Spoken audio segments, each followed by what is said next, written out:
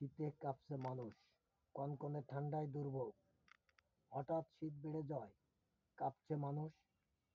কুয়াশা আর ঠান্ডা বাতাসে ব্যবহৃত হচ্ছে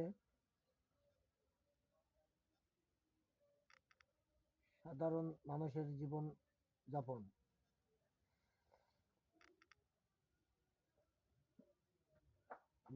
নিম্নে সবচেয়ে বেশি ঝুঁকিতে রয়েছে শিশুরা ও বয়স্করা। খেটে খাওয়া মানুষ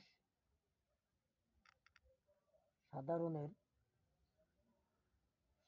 শীত নিবারণের জন্য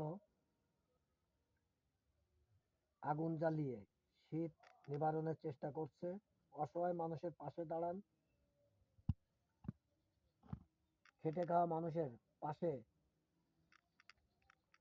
বিত্তবানরা এগিয়ে আসুন এবং আমাদের এই চ্যানেলটি আপডেট পেতে সাবস্ক্রাইব করুন।